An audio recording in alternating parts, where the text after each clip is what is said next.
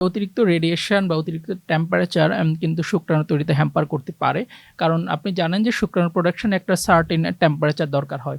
তাই যারা অতিরিক্ত টেম্পারেচারে কাজ করে বা হচ্ছে আপনার কোলের উপর ল্যাপটপ নিয়ে কাজ করে হুম, হুম। বা হচ্ছে আপনার টাইট আন্ডারওয়্যার পরে বা টাইট প্যান্ট বা জিন্সের প্যান্ট পরে, সেই ক্ষেত্রে কিন্তু এটি একটি আপনার কারণ হতে পারে যে শুক্রাণুর প্রোডাকশন কম হওয়ার। আচ্ছা। আর দম্পতিরা যখন আপনাদের কাছে বন্ধ্যাত্বের বা ইনফার্টিলিটির চিকিৎসার জন্য আসে, তখন তাদেরকে কি আলাদা কোনো নিয়ম বলে দেওয়া হয় কিনা? যে সহবাসের জন্য এই দিনগুলো ভালো হবে বা এভাবে কার্যক্রমটা করলে ভালো হবে, এরকম কোনো আলাদা নিয়ম-কানুন আছে কিনা? জি, এরকম একটি নিয়ম আছে যে আমরা ফার্টাইল পিরিয়ড বলি। যে হচ্ছে আপনার মাসিকের ১০ম থেকে হচ্ছে ২২তম দিন, এই হুম, হুম। সময়টাকে আপনার ফার্টাইল পিরিয়ড বলা হয়। সেই সময় যদি সহবাস করে থাকে, তাহলে সেটি একটু বেশি ইফেক্টিভ হতে পারে। কিন্তু সবসময় যেটি হবে বা এটা নিয়ে আলাদা করে আপনার মেন্টাল প্রেশার নেয়ার দরকার নেই যে এই সময় করতে হবে, এটা না।